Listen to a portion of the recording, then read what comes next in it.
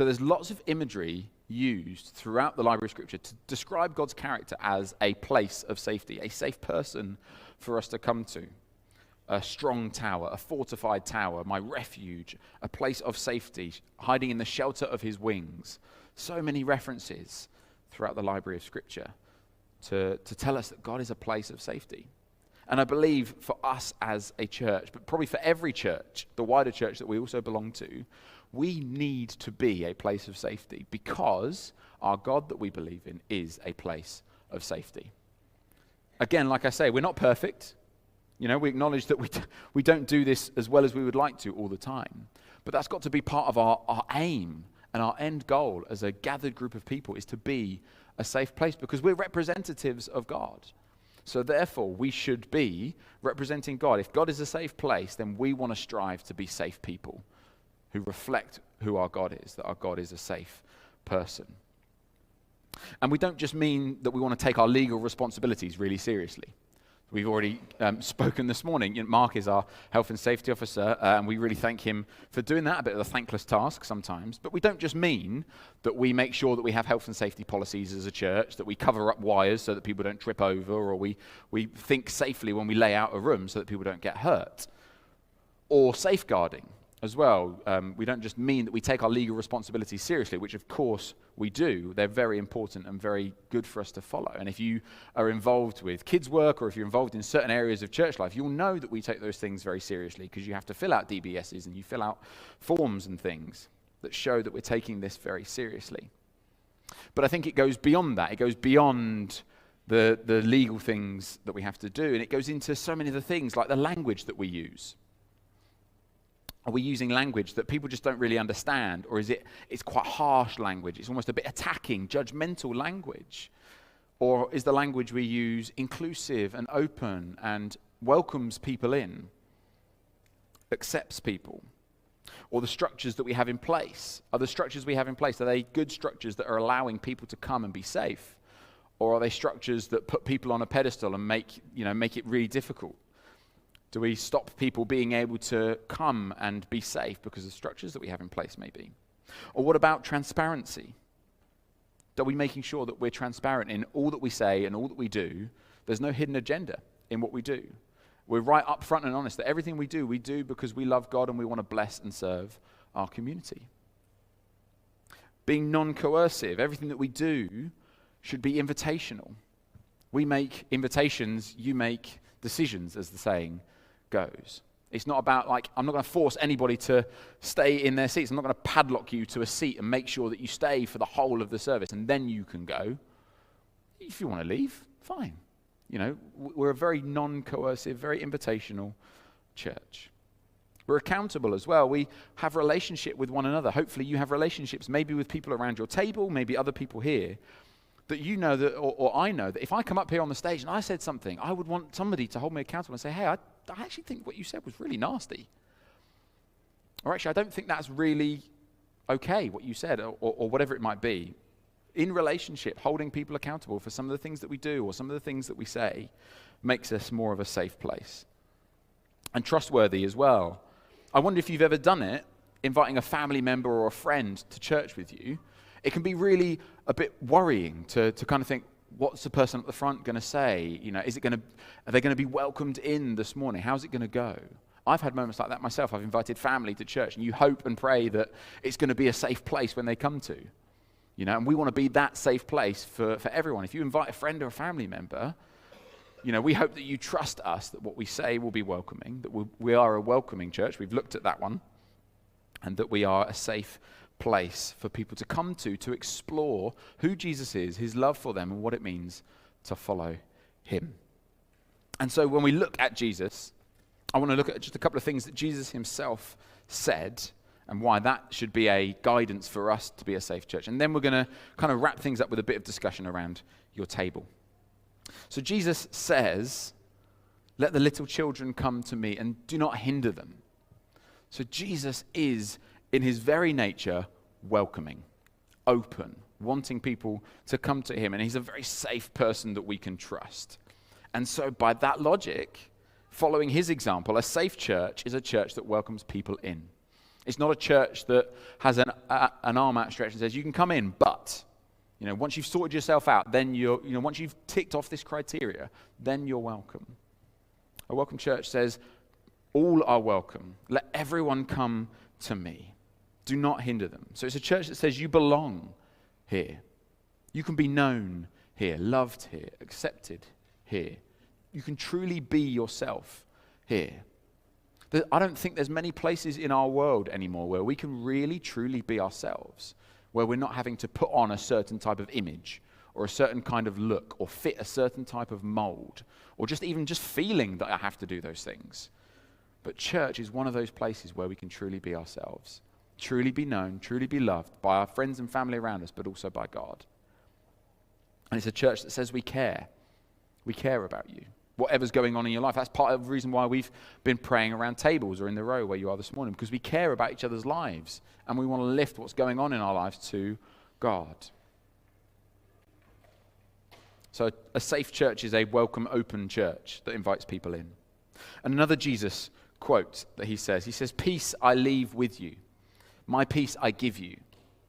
I don't give to you as the world gives. Do not let your hearts be troubled and do not be afraid.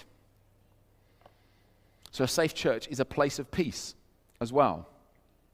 I wonder for many of us, if you feel truly safe somewhere, I'd imagine one of the main emotions you're probably going to feel is peaceful, rested, calm. There's no worry, no fear, no anxiety in that place because it's a safe place. And in our culture of fear and anxiety and judgment, what amazing does it look like for us and the church to be a place of peace, a place that is non-judgmental, a place where Jesus himself says, come to me all who are weary and burdened and burnt out, and I will give you rest. Again, I don't think there's many places in our lives where we can have this peace. But I think church can be a place where we get that peace from coming and knowing we're in God's presence. As those Psalms said, we're resting in the shelter of his wings. He's a refuge. So we want to be a non-anxious presence in our world. And not just here on Sundays. This is obviously a big part of maybe some of our lives. It's a big part of our lives as church, especially. But for each of us, we don't live here permanently. We have lives, families that we go to, workplaces that you are Monday to Friday or whenever it is. Like I say, families that you're part of, schools that you go to. All those places, yes, we want to be a safe place as a church gathered together. But as a scattered group of people as well, we want to be a safe people. A safe place into every situation that we go, your workplaces, your schools, your homes. What would it look like for you to be a non-anxious presence, a person of peace and of love and of welcome in those places as well? So that way when somebody looks at you and how you live your life, they look at you and say, what's your secret? There's something about you. You're just very different to the way the rest of this world seems to be. I want in on what you've got.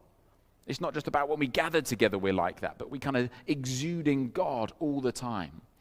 We're his representatives, like I say. So whenever we're at work, whenever we're at home, whenever we are around other people, we are that non-anxious presence, that person of peace that people know that they can trust. People know that I know I can go to so-and-so because I know that they'll truly listen. They really care. They really look out for other people. And eventually, maybe that says something as well, that in a world of anxiety, in a world of stress, in a world of hurry, actually we're people that go against that flow, and people see that, and people will cry out for that, and they'll want more of that, and they will come to you for that. So be prepared, because we want to be a safe church, yes, when we're here, but here is a few hours on a Sunday morning. When we go out the rest of our week, that's where the magic happens. That's where we are 5, 6, 7 days a week. So we want to be this kind of people, yes, as a gathered church together, but also as a scattered church as well. I'm going to wrap up with a few things. So when we say we want to be a safe church, what do we mean? Well, I think here's a list of things that I think it means for us to be. It means that we are a place and a people of refuge, not hostility. We're a safe place, not a place where the hostility of our world is just increased and is just always the same. We want to be different to how our world is a place of hostility at times. We want to be a refuge and a place of safety. We want to be a place and a people of belonging, not exclusion. So that means that people are welcomed, people are loved, accepted. Not you have to fit this mold and then you're welcome, but actually you belong here. We want to be a place and a people of love, not of judgment. Again, love is our first and primary response to people and their lives, not judgment on how they act or how they're dressed or what they sound like, but love. And finally, we want to be a place and a people of peace, not anxiety. We want to be a place where, as Jesus said, come to me, all who are weary and burdened. And people truly feel rest and peace in this place. But also we want to be a people of peace, not anxiety. So wherever we go in our weeks, that people see and feel and know that we are a place of safety where they can come to for refuge, for safety, for peace, for belonging, for love. Like I say, not just when we're gathered together, but also when we're scattered together throughout the week, at work, at school, at home, wherever you are, Monday to Saturday. All right, last little bit of interaction for you, bit of audience participation again. I want you to just a couple of moments around your table. What one thing can you do, maybe this week, maybe this is your challenge out of what I've been saying this morning. What one thing can you do where you are, wherever that looks like? Your context will be different to other people around your table. What one thing can you do to be this non-anxious presence, this person of peace, this safe place this week? And when you've come up with some ideas, I'd love you to pop them on our thing there so we can feed them back and then we can see and then we can say, oh yeah, I could try and do that. I hadn't thought about that. So a couple of moments around your table, pop your ideas up on the screen when you've got some, and then we're going to close with one more song of worship as well. Okay, some great stuff coming up on the board there. Hopefully you've had a few moments to chat around a table or chat with maybe the person next to you about what does that look like for you this week? Because I think it's really important we don't just listen to what that says and then off we go. It's really important for us to kind of go, okay, what am I going to do in response to this week? So maybe being a listening ear to somebody, being non-judgmental, having an open heart for somebody, listening for the sake of it, not just listening and then trying to get our comment in or our response, but just listening, let the person speak, being respectful, keeping calm in situations, making time for people, being attentive, not hurrying, caring for people, being welcoming, elevating our view of God, staying hopeful, supportive. So many lovely things there. Asking questions. Yeah, so often we don't ask questions because we don't have time for people, or maybe we don't really care, but actually we ask questions because we do care. So many great things for us to think of there. If I can invite the worship band up, they're going to kind of close us off a bit this morning. We're going to have one last song where we just turn our heart again to God. We've had a lot of fun, we've had a game, we've been interactive a bit, we've looked at what does it mean for us to be a church that is safe, to be a non-anxious presence in the world around us. And now we're just going to turn our eyes back